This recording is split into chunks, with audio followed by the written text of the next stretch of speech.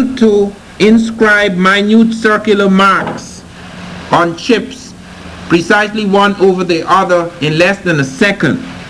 This it could do. No human being could do that. It gave it a vision that was superior to that of a human being looking through a microscope. There's Robert Ingram. All these are people working at Bell Labs in New Jersey. Robert Ingram was the first person to pioneer in the global memory. As many of you know, when a computer, you have a computer, and then a better computer is invented later on with a bigger memory. He created the control and address wires so that you could have a global memory, so that instead of it becoming obsolescent or outdated, all you did was to add memory to the computer. Then there's Bill Northover. Bill Northover has revolutionized our understanding of glass. He is the man who has made it possible to take glass and to stretch it from 4 feet to 6 miles, glass fiber. And you can now put information, you could code information on pulses of laser light and transport it through the core of strands of glass thin as human hair as a result of the work of Northover. And we have Thomas Cannon, also in Bell Labs in New Jersey, who created the mathematical equations that enables us to tell precisely the nature of the glass, the kind of stress it can take, when it is pulled, when it is bent, when any stress is put on it, how much it could take, what would happen to it if such and such stress was put into it. He actually went under the streets of Chicago when Bell Telephones was laying the first light guide cables. Then comes Al Richardson, who wrote the textbook on the laying of cables under the oceans. He invented a laser alarm which can let you know immediately if there are any damaging twists of glass, because the glass has to be spun off from a bobbin into certain casings, and his laser alarm can tell you instantly, stop, something is going wrong, and they can set it right. So just within that small state, you have many of these scientists. James West, whom I had a chance to meet. James West is very famous throughout the world. He's the co-inventor of something called foil electrics. It's a kind of permanent magnet. It is used in portable tape recorders throughout the world. It is used in hearing aids. It is used in various things in which you can translate electrical energy. You can translate sound into electrical signals. And there's a marvelous picture of him in the Guinness Book of Records in the world's quietest room. He has little microphones he's invented, small, very small, like your thumb, stuck in his ear, almost like bits of rubber, very smaller than the thumb, in fact, and he could hear a pin drop in a vast area. But the most exciting thing, because many of these things like the Bell Lab experiments, I'm aware of them, but I don't fully understand how they operate. The thing that has always fascinated me most is space. And I had an opportunity in the early 1980s to go and spend some time at NASA to see what blacks were doing in space science. As a result of the work I did with Curtis Graves there and writing the first essay on blacks in space science, NASA invited me to witness the first blast-off of the first black American into space. So I was flown in a military aircraft from Teterboro, New Jersey to Andrews Air Force Base in Washington, and then on to Cape Kennedy, where they usually send off the spaceships. Now this was a very extraordinary experience, because the day before the blast off of the shuttle, this was in 1983, the day before the first black American was sent up into space, all the scientists who came to speak to us were black. I had a chance therefore to meet many of the astronauts. Well, not many, because there aren't that many, but I had an opportunity to meet all the astronauts who were on base at the time. Not Bluford, who was being sent up in space, because they have to quarantine them before they go up into space. They can't hang around the place. But I had a chance to meet what I considered to be the most extraordinary of the astronauts, Colonel Gregory. Colonel Gregory is the leading technical astronaut in our space team. Some of you have never even heard of him. He's the first black to pilot a spaceship. He didn't just go up, he was the pilot. They didn't make as much fuss about him as Krista McAuliffe, of course. But he is very important because this is the man who was chosen to redesign the cockpit of the space shuttle. Most of the shuttles were redesigned by him. Now don't blame him for what happened the last time, because it wasn't the cockpit that caused that blow up. The Challenger exploded, killing the 7 astronauts, because the engineers made it quite clear that that seal could not stand that kind of pressure in that kind of cold. The managers refused to listen to the engineers. They just pushed the engineers' report aside because they were so concerned by getting a lot of stuff done very fast. So they didn't give a damn about the lives of those astronauts. So when that seal broke, the engineers were not surprised, and that is one of the most astonishing things, because we thought for a long time that they didn't know what hit them. But that is not true. We have discovered, and I'm sure some of you have heard, that the pilot said, that has come true on the black box, and we find that one of the astronauts was struggling to help the other astronauts to tighten the seat belt, which means that those guys dropped out of the sky for about 9 miles knowing they were going to die. I mean, that is a horrible thought, because, I mean, you've been in airplanes. The airplane doesn't go very far up. That machine, even just after blast off, goes very far up. And to plunge through the sky knowing you're going to be smashed to bits, because they were literally, parts of their bodies were turned almost into dust. The shock of that thing is really quite incredible. And I remember the day before the shuttle was sent up, listening to many of these scientists, getting a chance to meet them. I had an opportunity to meet the Hispanic woman, Dr. Patricia Cowens. She is from Brooklyn. Dr. Long, the black scientist. They are leading figures in the space medicine program. Space medicine is a new science, and it's a very important science. Space is very exciting because when you go up in space, you can walk on the air. You've heard of Christ walking on water. You can actually walk on the air. You can somersault you could somersault in the air. You could swim in the air. You can't fall because you have lost weight. The reason why we have weight is because we are nailed to this planet by gravity. If we lose that weight, we fly off into space, because we're living on a ball that is spinning. We're living on a spinning ball in the sky. It's not something that is grounded anywhere. It's spinning in the sky. And that has peculiar consequences when you go up, because nothing has weight. It means that your blood sometimes floats freely, so that you could be standing like this and your blood starts to float up from your leg right up into your head. You have to develop all sorts of exercises. Sometimes these people suffer from extraordinary nausea. In the beginning, some of them had to learn to walk again. They lost the connection with earth gravity. And one of them, in fact, I think either committed suicide or kept falling over, or he never recovered his balance in the very early stages of space experiment.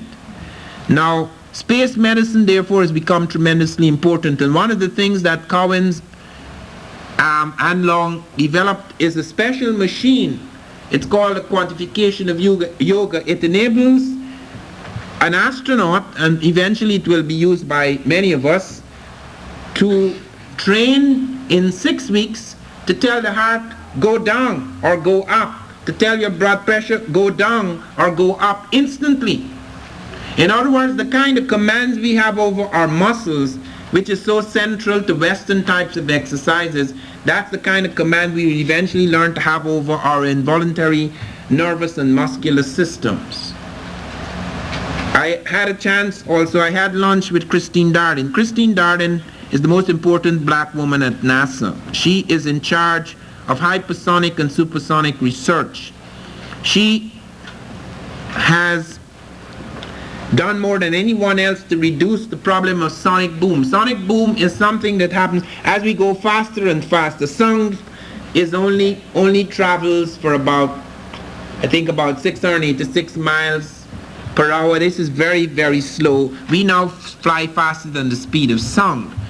But we will be able to fly several times the speed of sound in the 1990s. We have bombers that fly much, much faster than sound. In fact, we have bombers that fly faster than bullets.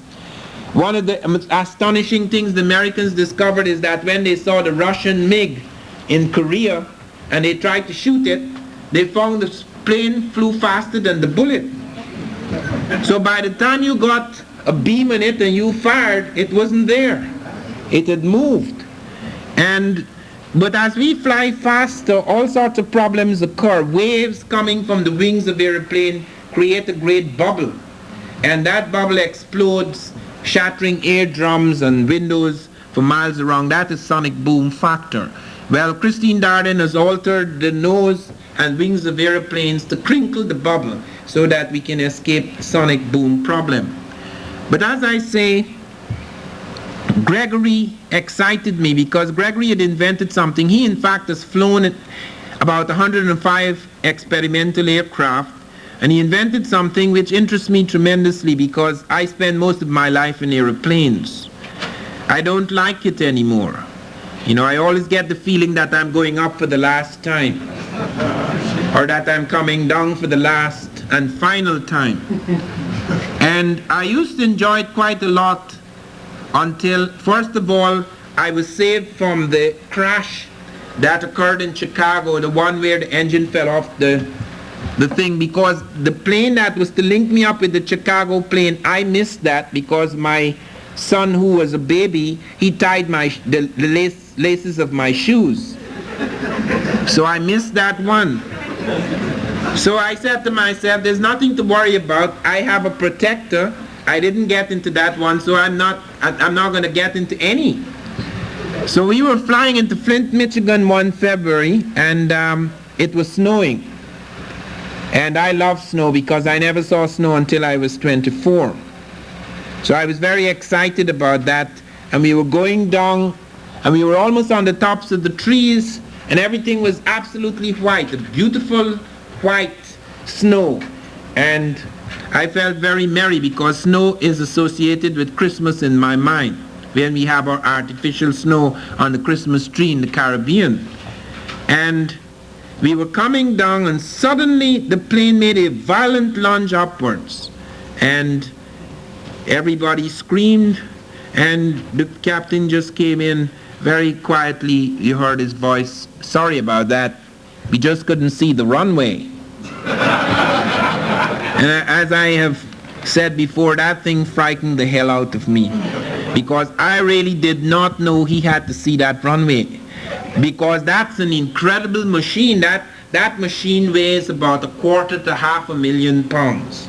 And you bringing down this fantastic machine, and there's snow all over the place, you could hardly see a thing, and this guy has to look down and find out where he's going to put this machine. I didn't realize that. I thought it was all worked out, it's all computerized. Because nowadays, every time that thing is going down, I'm beginning to wonder what is in his eye. How is he looking down there? Well, Gregory has taken that kind of risk out, because Gregory's invented what is known as the micro-instrumentation landing system. It's a computerized thing that locks the plane from the ground and brings it down, just like how you have automatic pilot at cruise speed. When you're cruising, all the pilots could leave the cabin. You don't have to fly the plane, they could walk about, and the plane will fly itself because it's on a level cruise speed. But coming down and going up is very difficult. And he's invented something that will bring that plane down on a point of a pin, whether the pilot is dead, blind, or drunk. So I found that extremely interesting. But what surprised me more than anything was to find that the camera, the most advanced space camera of its time, the camera that was taken to the moon The first camera that was taken to the moon, the camera that took this planet from the shadow of the moon, was invented by a young black, Dr. George Carruthers, the ultraviolet ray spectrograph. And that the leading black at NASA, Major Gillum IV, was the man who supervised and coordinated all the work of our scientists in this country. He was the director of the Dryden Flight Research Center, coordinated the work of our scientists in this country and oversaw the work of the space shuttle from babyhood to blast off. I found Anthony Trusty, a young black in New Jersey. This boy is 18 years old, from a high school in New Jersey. He was the first person to send an ant colony into space.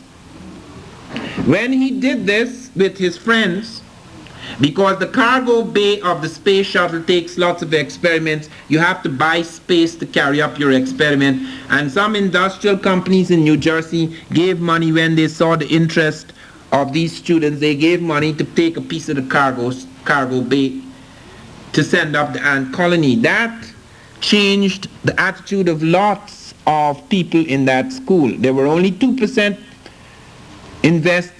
committed to science. After that, there were about 50% of that school went into science. And several of those young people now are on the way to becoming scientists. The remarkable thing too was that one of the people who won the first prize in this country for an experiment in space is a black boy, not Trusty, another black boy, who dealt with the problem of ice on the wings of airplanes, how to clear ice effectively from the wings of airplanes. Some of you remember that terrible accident of the Air Florida jet. It was standing there in the ice, the snow was coming down, and they cleaned it, and they left 45 minutes to stand in the ice, in the snowstorm, without cleaning it again. And these stupid, overconfident pilots, they were all laughing when the plane started to go down. The plane trembled and came down on the ground. I came pretty close to it about 2 weeks ago in Chicago. I was coming from San Diego, and he had to stop in Chicago, and it wasn't snowing, but it was very cold, and I don't know if that affected the engine, but we were racing down the runway, and just about 3 seconds before takeoff, the engine on the left side went out. Now, that you can't do at takeoff. I mean, you could do that in air because you could still come down with the rest of the engines, with that takeoff, if the left engine goes out, the plane is going to crash. But the pilots were very fast.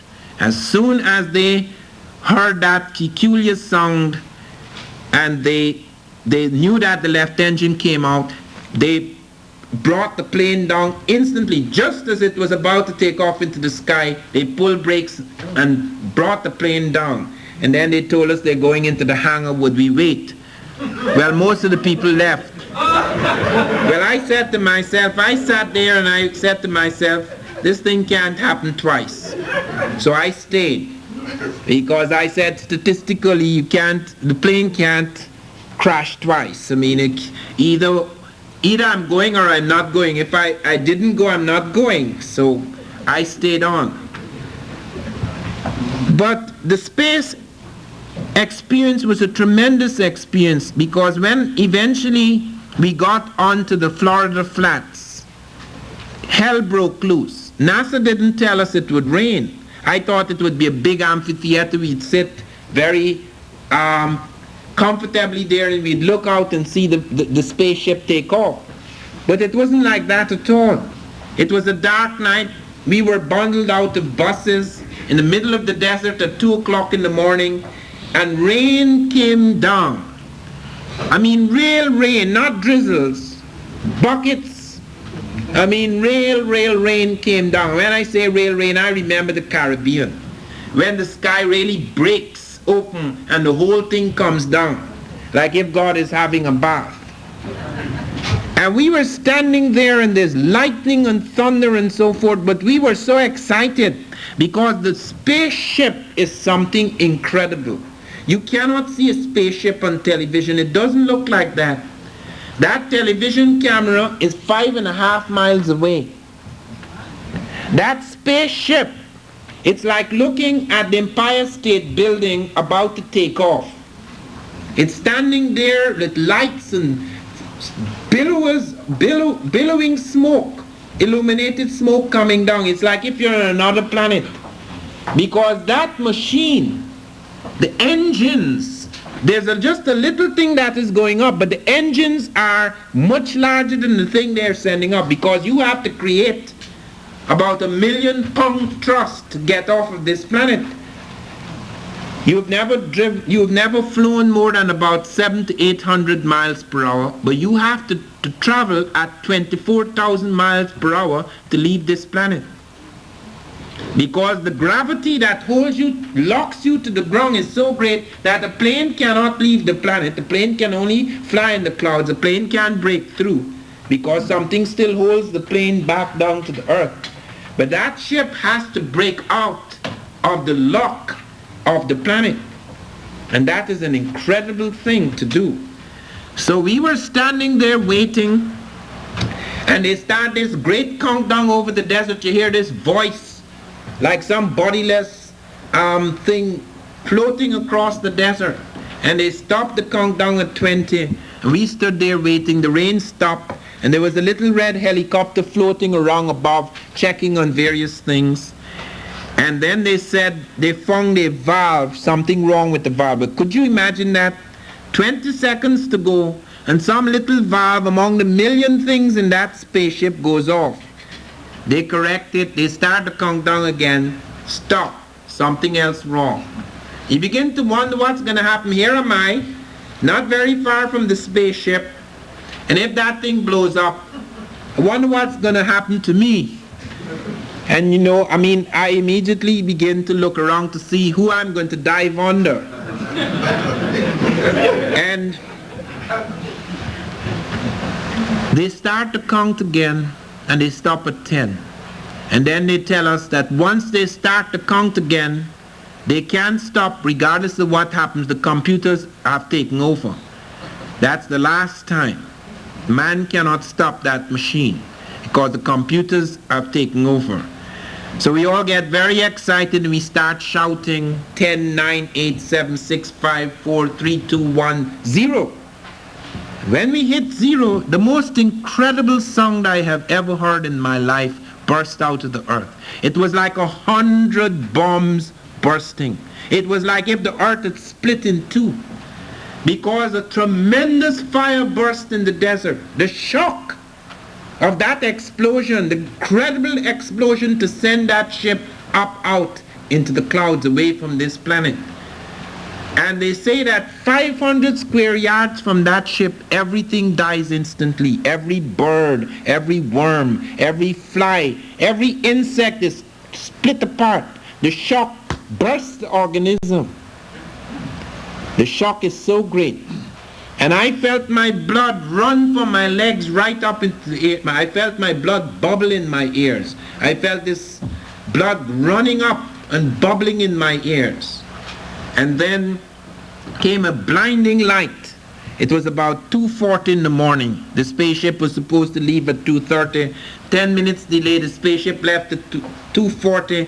A blinding light that runs about 700 miles in every direction, onto Atlanta, onto the Bahamas. They say you could read a newspaper for 3 minutes by the flash of that light. And off it went, and you see the great fire over the desert, and you see this machine rising slowly, and then it bends over as if it's about to fall, and then it goes up into the sky with Guy Bluford, who was the installed INSAT satellite, and the rest of the crew, and off it went. And then we saw the great booster rockets falling slowly back into the Atlantic. I also had a chance to meet one of the black scientists who worked on the atomic bomb. 6 black scientists worked on the atomic bomb. One of them was Dr. Lloyd Quarterman, whom I met in Chicago. He was dying, though he didn't want to admit it. He had a strong voice, explosive laughter. Even though he was dying, he still behaved with the energy and vitality of a boy. And one of the things I noticed in trying to tape my interview with him is that I just could not get that tape recorder to work. It would whistle. And I said, Dr. Quarterman, are you sure? Don't you have something around you or something coming out of you that's affecting my tape recorder? Because I have a good tape recorder, it always worked. He showed me there was nothing, but I discovered afterwards he had something in his heart. But I don't know if it was that was affecting my tape recorder or if it was radiation, because he claimed that he didn't have any radiation sickness, that he'd worked all of this time on radiation, but he had no radiation sickness. I don't know if that was true. But I do remember in that interview saying to him, people will ask me afterwards, how could you, a man with your noble motives and your honesty, because you've been extremely honest, you have used a lot of your time, even now as an old man, you've used a lot of your time to speak about science to kids in Chicago, black disadvantaged kids in Chicago. How could you work on the atomic bomb? And he says, that's a foolish question, because I worked on something that was critical to the atomic bomb, but I also worked, while I worked on the Einstein in New York, I worked on the Enrico Fermi in Chicago. So I was working on the atomic bomb as 5 other black scientists, he said. He said there were 6 of us. Those were his words. But he said that on the Enrico Fermi in Chicago, they worked on the splitting of the atom for peaceful purposes. And it was on the strength of his work that they set up the first nuclear reactor in this country at Oak Ridge, so that there is a balance. He said to me, you cannot imagine the sense of power I have felt at times, in spite of everything, the sense of power I felt at times, knowing that I'm an extension of God. I've been able to take structures that God has built and change them. Where I find substances that had 2 molecules, I've been able to take 1 molecule out. I've been able to put in another molecule. I've been able to change it around. I've created compounds that never existed in the universe. There were 2 gases, like for example argon and another gas, xenon I think it was, called noble gases, which could never mix with other gases. Quarterman's team was the first in the world to mix those gases which were unmixable. So he spoke of all this work, and one of the things he spoke of with sadness was synthetic blood. He had actually started to do work on synthetic blood, and the monies were taken away from him. We don't know why. He said it was politics, but eventually the Japanese, a few years ago, developed synthetic blood. It's still in its early stages, but Quarterman could have done that, but he wasn't given the chance. There is a whole range, as I say. I've only given you highlights, but there's a vast range of black scientists who've been involved in the science of our time. The first open heart surgery in this country was performed by a black man. The first, as many of you know, blood plasma by Charles Drew. You know of those things we take for granted, but there's a range of other things. The first person to pioneer in taking gas and turning it into the same sort of energy units as electricity is Gourdine, Meredith Gourdine, a black man. He was in charge of electro-gas conversion systems. But let me go back now in time to the African thing. And today, because we have very little time, I'm not going to deal with Egyptian, which I will in my final lecture in December. I will touch on the African origin of Egyptian civilization. I will deal with Egyptian science and its impact on Greece and the ancient world. The area that I want to touch on tonight, in the time that I have, is the Moorish thing, because that is the profoundest scientific impact on the world before the Industrial Revolution. Many of us take it for granted that the Industrial Revolution was purely a European thing, that was the result of European genius that we were able to transform the world from a sort of peasant, rural, agricultural world into an industrial world. Few of us are aware that at the time of the Moorish march into Europe, Europe was in a kind of dark age. The Greek glory had faded. Borrowed glory too, because only part of it was European. A great deal of it had an Egyptian base. Roman glory had faded, and Europe was in a dark age. Then came Muhammad. Muhammad brought fire into the belly of the Arabs. Muhammad, like Jesus, was not particularly liked by the people among whom he grew. For example, as we well know, Jesus was executed because he had aroused the ire, the wrath, the anger of the Jewish high priests. Many things that Jesus did annoyed and outraged the high priests, because Jesus picked up the whip in the church and decided to cleanse it by throwing the money changers out. That was not forgiven. That is the reason why when Pontius Pilate, when Jesus was brought before Pontius Pilate, because the Romans then did not realize the significance of what was going on, because they didn't know enough about why the Jews hated Christ, why they wanted him executed. Because Pontius Pilate said, look, I've examined this man and found him innocent. There is Barabbas. Do you want Barabbas? No, we don't want Barabbas. We want Jesus. Because he challenged the high priest. So the fact that Jesus was a Jew didn't make him loved by the Jews of that time. The common people saw the remarkable power and beauty and magic coming out of this man, because that was the supreme consciousness made divine. It was like divinity made man. That was the highest level of consciousness that had ever been seen in the world. But he made enemies, and that is why he was executed. The same thing was true of Muhammad in a lesser sense or in a greater sense, depending on your commitment. Muhammad was chased out. His followers had to flee into Ethiopia, because you must remember that when Muhammad rose, the Arabs were not in any highly advanced state. They were warring tribes. Some of them were attracted to Muhammad because they felt that they could enter crusades for territory, carrying the religion, etc. Some of them were attracted by other things. But after the death of Muhammad, the Arab thing the Muslim thing became very powerful. It sent Arabian types into various parts of the world. They went up into India, they went up into China, they went down into Africa.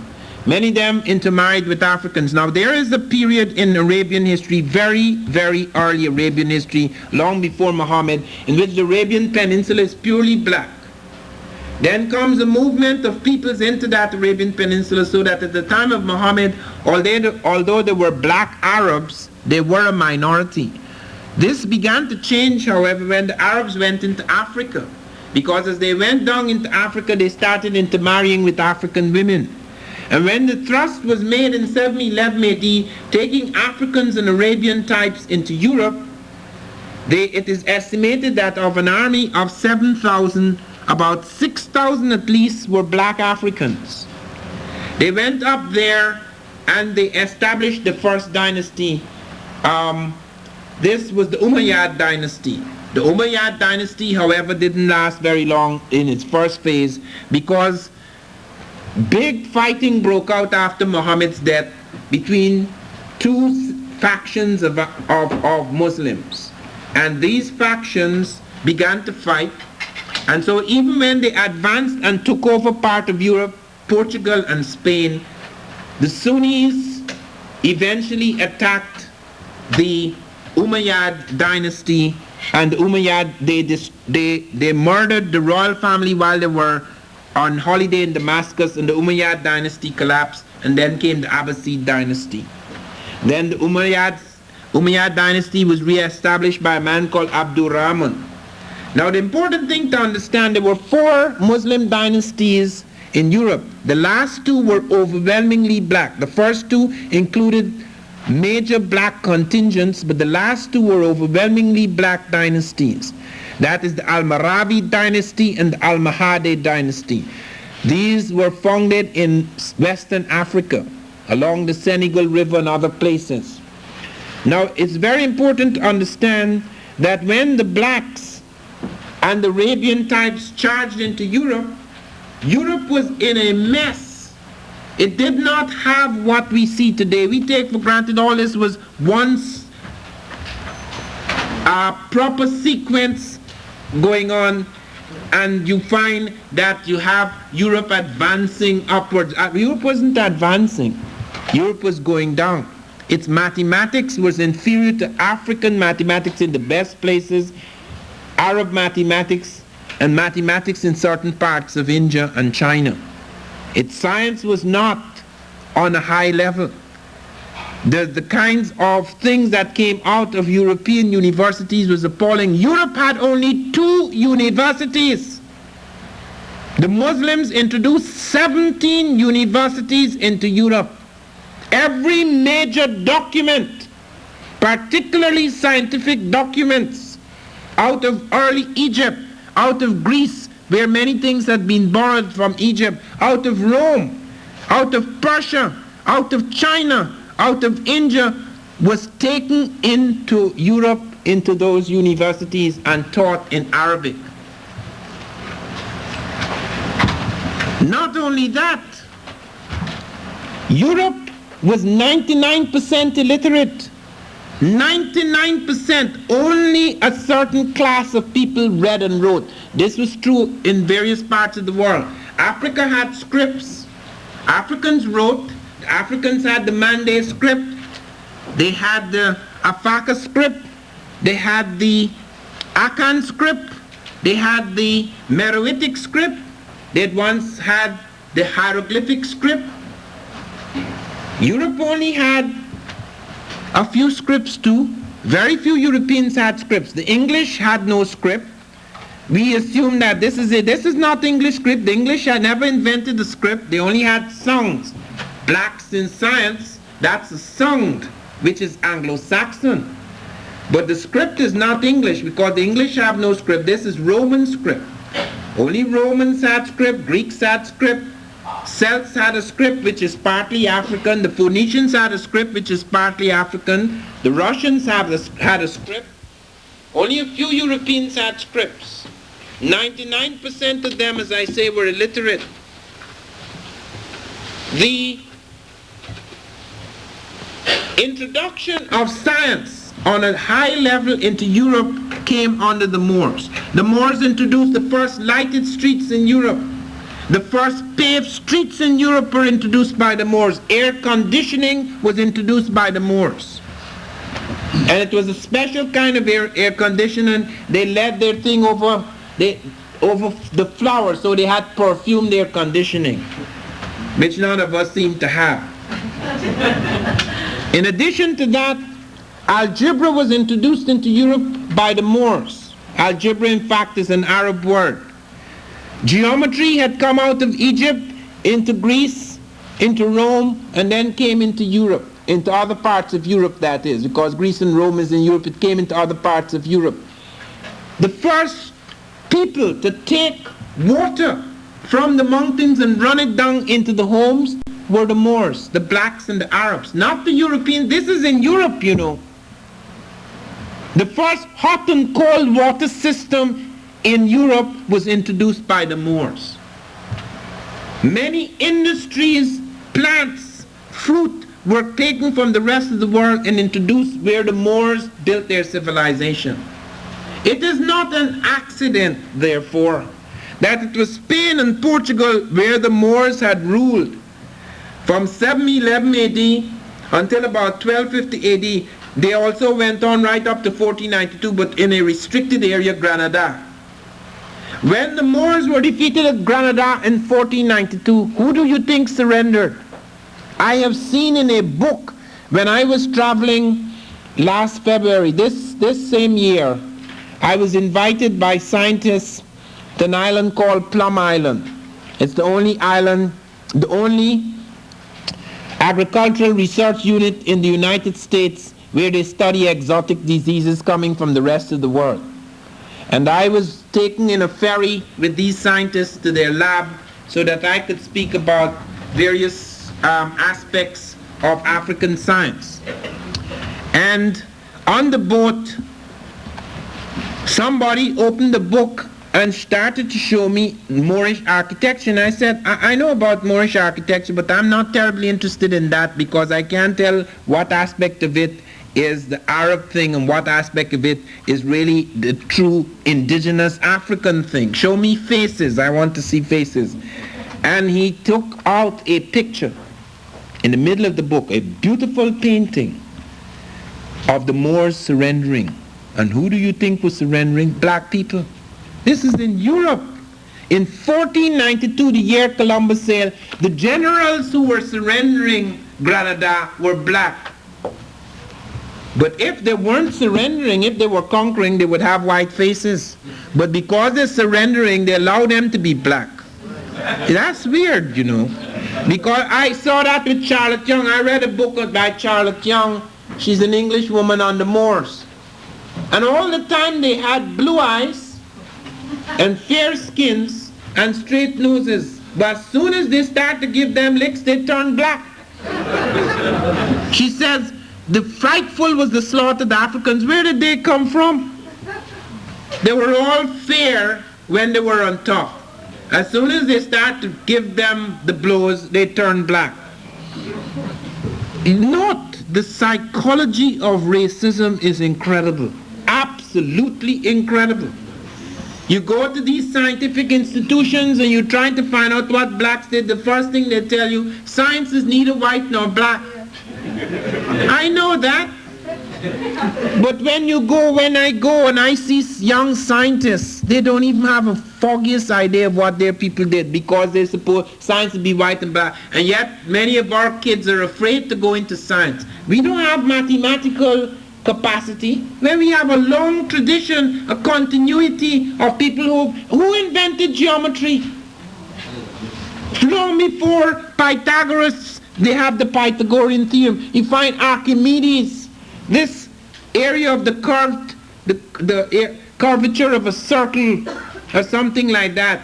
You find the exact equation long before he announces it, 1700 years before.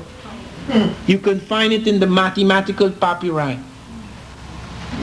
Yet if it doesn't matter, you see, that's the first thing they tell you. As soon as you start proving your point, what does it matter? What does it matter whether you're black or white? But when they're taking that fact to keep our kids dumb and make them feel dumb, it matters. It matters. The hell it matters. Our education is affected by it. Our capacities, our potential is affected by it. I saw the experiment with fleas. You know, a flea jumps about 2 feet off the ground, a normal flea. You know, they have fleas they put in a box. It's only 6 inches high. And then they let the poor flea out. And he's seeing his friends jumping 2 feet. No, man, I'm not jumping 2 feet. I'm a 6-inch flea. That's where the black is. Conditioned to jump 6 inches. And you're going to tell me it doesn't matter? That's many of our kids are conditioned to jump 6 inches while other people are jumping 2 feet. Even when you give them freedom. It's like what Farrakhan said. They gave you freedom and you didn't even take a walk.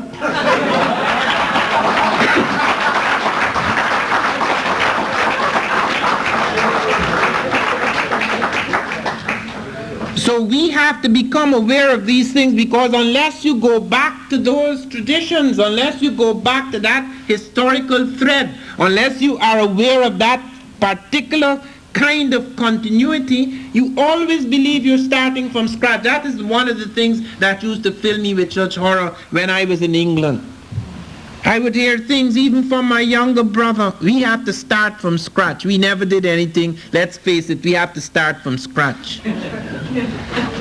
When in fact the real truth of the matter was that the Greeks were starting from scratch.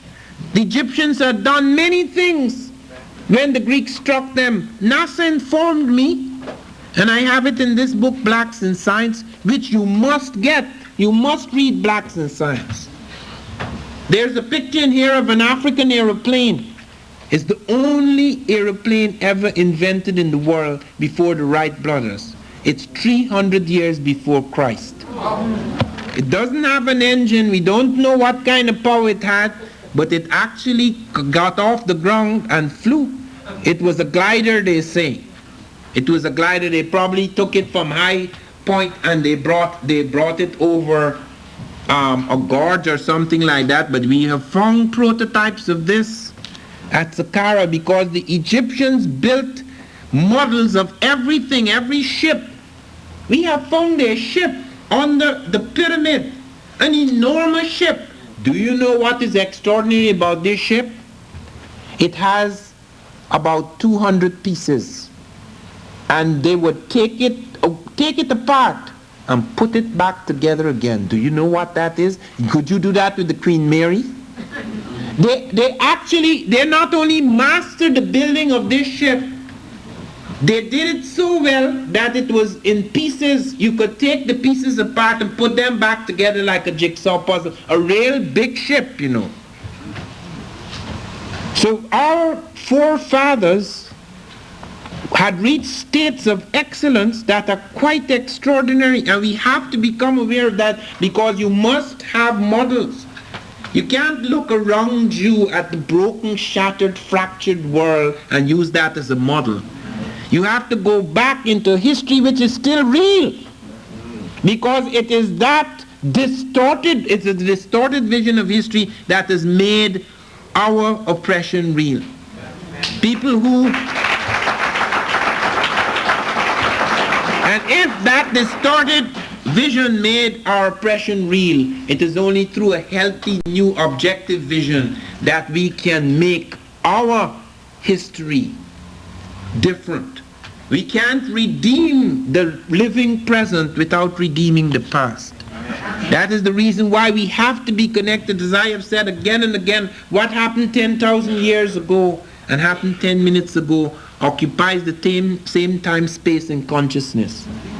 Flesh passes and moves, but the mind is still there, and all the illness of those centuries is still with us in varying forms.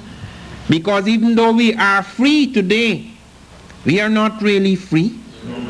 I mean, I could say I couldn't 100 years ago, perhaps even 50 years, I couldn't say to hell with Ronald Reagan. I could stand here and say, to hell with Ronald Reagan. What the hell does that matter? Reagan is still in charge. So I have freedom to shout at him. Is like, remind me when I was in England, we had a little spot. There was one little corner in the whole empire where you could get up and say anything you like. The hell with the Queen! And the policeman would walk around and smile at you because he know that don't mean nothing. You could talk until you're blue in the face. The Queen is in power. When we begin to go beyond protest, yes, sir, and enter a state of consciousness that is truly revolutionary, where we really question the ground of this civilization, yes, the false ground upon which it is built, then it is more than saying, to hell with Ronald Reagan. We begin to plant into that system ideas, a different consciousness in our youth that is going to really blast that kind of mentality to hell. Because that is what really matters.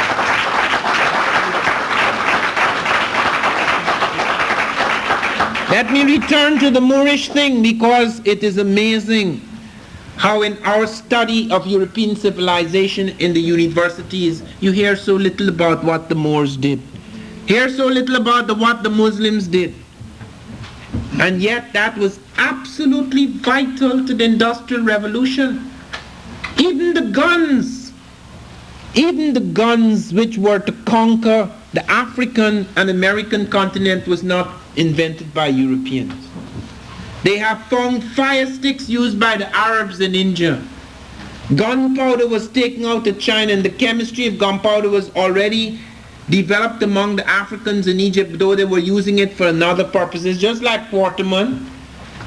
In Chicago, they were using atom splitting for one thing. In New York, they were using it for something else. So the fact that the Africans had gunpowder didn't mean that they would end up with the gun, but the Arabs used the gun, not the Europeans. The Europeans stole the gun because those things were taken by the Moors into Europe. Gunpowder was taken into China. The fire sticks were taken into Europe. Even numbers. Numbers are very important. Ciphers, that is to have ciphers for 1 for 1, 2 for 2, 3 for 3. Those are Hindu. All of us use them today. It's universal, but that was taken out of India by the Muslims. The Europeans did not have numbers. The Romans had X10, which is a letter. XI 11, XII 12, XIII, and they go down the road, and when they meet 100C, then M, then XCMII, XCMVII. It's all letters, clumsy, cumbersome. You can't go very far in science doing that kind of thing. But they like to tell us, when I was in England, the first thing, the thing that was kept telling me again and again, how we are preliterate people. The African is preliterate. I didn't know then the English were preliterate, that they didn't have a script. They never invented a script. The English have no script. The Spanish have no script. The French have no script. The Germans have no script. Only a few people have script in Europe. Greek, Roman. The Roman script is what most of Europe is using now because the Romans conquered Europe. They're white too, but they are only a few. So then you say, but how many scripts did the Africans? The Africans had half a dozen, just like in Europe. And you say, well, why didn't they write books? They wrote books. Oh yes. And some of them survive in spite of the destruction. The earliest mathematical papyri is African. The earliest medical papyri is African. In medicine, and I don't want to touch the Egyptian until I come to my final lecture, so I don't want to go into that. But Sheikh Anta Diop, that was one of the stunning lectures I listened to in my life when we were in England together for the first and last time.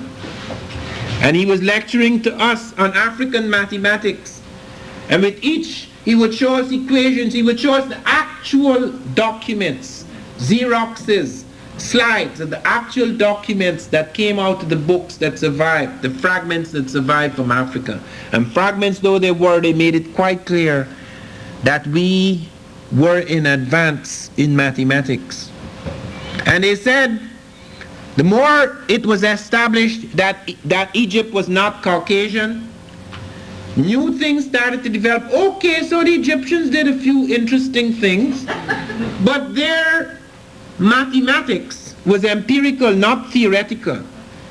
Theoretical, pure science begins with the Greeks. And they actually built a computer in this country to test that theory in 1967. The computer discovered that of 22,295 possible decompositions, the early Africans in Egypt had chosen the 46 most elegant examples which the computer would have chosen. Developed 4,000 years later. So there's no question that those guys had a theoretical science. They had worked out a lot of things. I mean, we depend on their accurate astronomy for many of the weights and the second of time is African. The second of arc is African. The 24-hour day is African. The 365 and a quarter year is African. You're not going to learn that in school. Because it's all been worked out, it's all been cleaned out. Even if you come back and say, but what the Egyptians did? But the Egyptians are not Africans. And today they are not. Only very few of the Egyptians are African. They are in Africa, but they're only peripherally African. But those people who live in Egypt today, very few of them have any claim to the pyramids, or the chemistry of mummification, or the remarkable things the early Egyptians built. It's like America. America is very little American. There are almost no Americans in this room.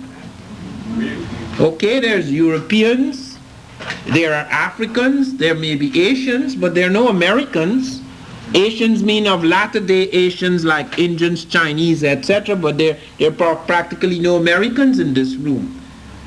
So there you could have a whole room with so-called Egyptians who are not Egyptians. That's what Sadat said when he came here. He said, I'm a black man and I'm the first true pharaoh in 2,000 years. What Sadat means, I am a native Egyptian, which Sadat was. He comes from the Sudan. I am native to place. I'm not like those people surrounding me.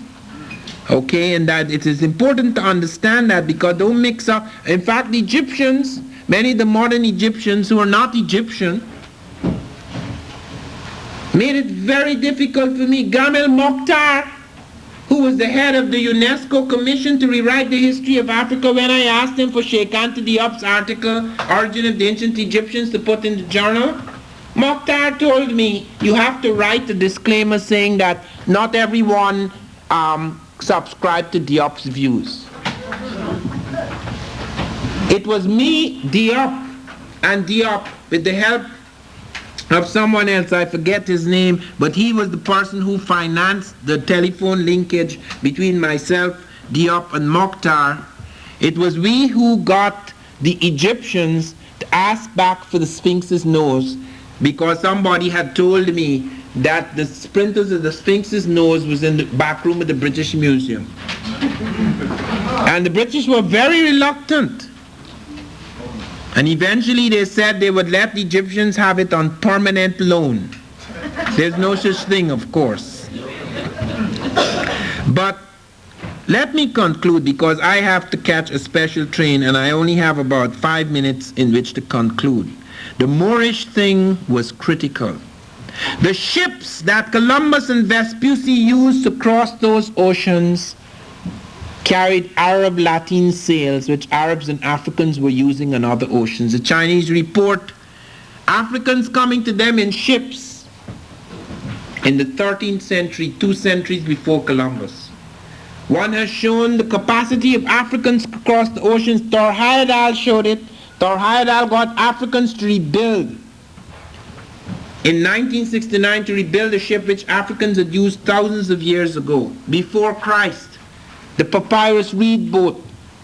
And the Buduma people under Abdullah Dijibrin took that ship and brought it across from Africa to America without steering, because there were great belts in the Atlantic that moved it.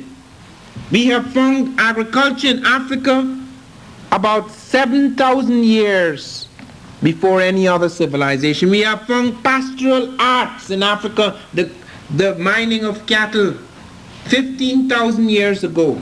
Nelson's team found that in Kenya. We have found steel smelting in Africa far in advanced technologically than anything in the world. 2 scientists at Brown University, I'm glad I'm invited to speak at Brown next March. Schmidt and Avery discovered in Africa in 1978 that Africans were using a machine 1,500 years ago which smelted steel and had 3 technological breakthroughs. One, the Africans were smelting at 1,850 degrees centigrade. The Europeans had only arrived at 1620 degrees, and that was in the 2nd century AD. The Africans were using less fuel than the Europeans. In order to achieve these temperatures, they had developed a fuel-saving technology very early. Third, the Africans were doing it in a single process through the use of iron crystals, which is a semiconductor technology unknown before the 20th century. The Europeans were doing it in 2 crude stages. They discovered astronomy in Africa, highly advanced.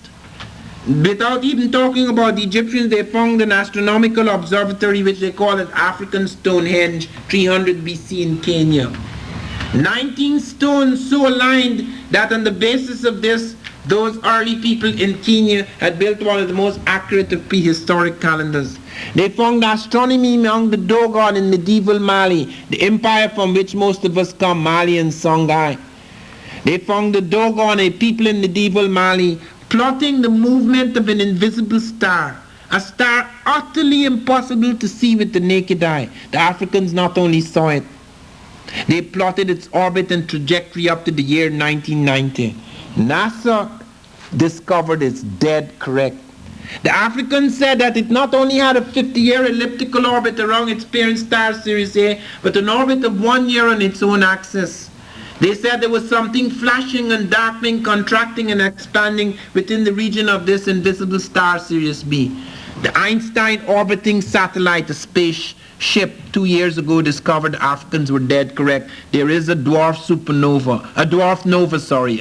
nova flashing and darkening within the region of Sirius B. You know how people dealt with that? At Massachusetts Institute of Technology, Kenneth Brecher wrote an article saying the Africans have no business knowing any of this. And this pretty clown, what's his name, who gets up on Cosmos? Carl Sagan. Sagan said that probably some scientifically literate European wandered among the African savages and gave them this sophisticated knowledge of the stars in return for their fairy stories, so that when the anthropologists came and visited them, they merely regurgitated it.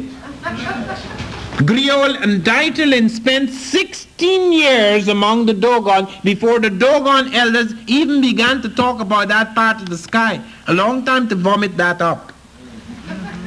And they talked about things that nobody at that time knew about. Even today, we do not know it's a 1 year orbit on its own axis. We haven't found that one out yet.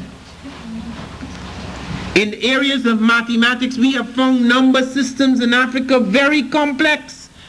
We never find that in anthropology, because most anthropologists study low-level Africans. Go in a little community. Look at this film that is going about today. Let me end with that. That is an evil, evil series. Ali Mazrui is no African. He's a bloody traitor. He has pictures. He shows you the African. Lots of children. He says the Africans love large families. He doesn't tell you that in agricultural situations everywhere in the world where the land is a major unit, you have a large family in order to keep it and expand it.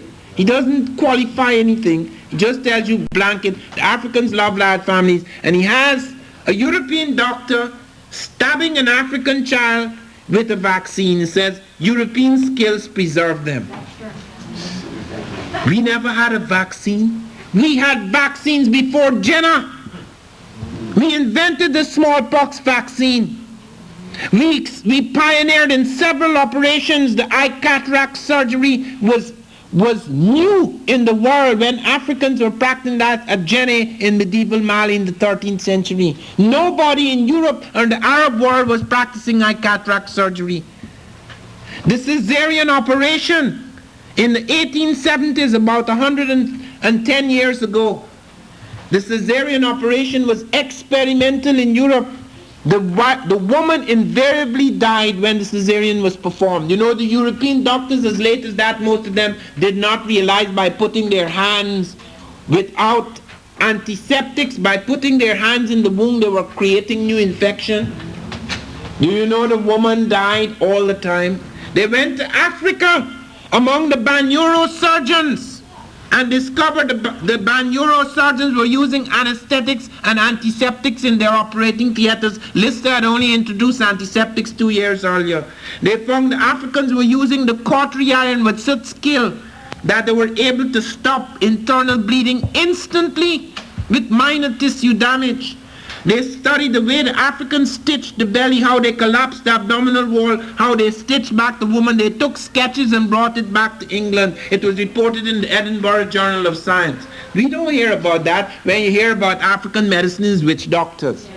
You hear about the great diseases. You don't know that these Africans, their wealth has been taken away from them. They reduce the states of poverty in many places. They get disease. And the first thing you hear, look at these stupid blacks.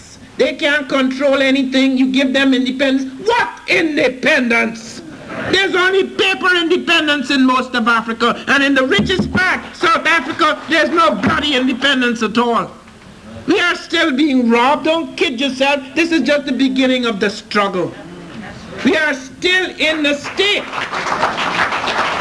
where most of the wealth of that Africa is still in foreign hands. And the destiny of Africa is still in foreign hands. And the control of our resources and our policies and our trade is still in foreign hands. So don't tell me about Africans' independence. Masrui gets up and says that the Europeans only controlled Africa for about 100 years. He goes on the edge of the river and he makes the African look down on it. He says, these nice people, they didn't want to expand like other people. They have no imperialist tendencies. So they just fished. They never made boats and explored anywhere. The man is an absolute devil. And the blacks go to that film, you know why? Because we are so simple-minded, some of us, that all we have to hear is that some white people don't like it. So it must be good, it must be liberal and progressive. Without realizing what an orchestrated thing that is. You think the Americans and the British would have put millions of dollars into that film if they thought that it was preaching something new?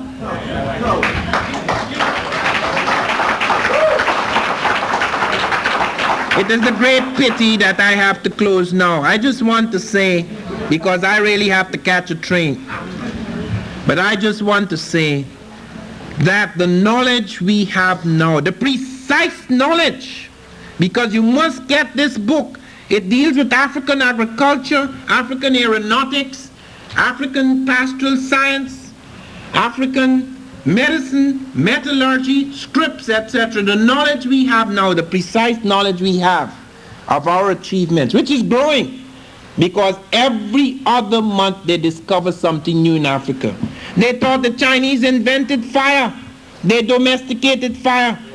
They said fire was first domesticated in China 400,000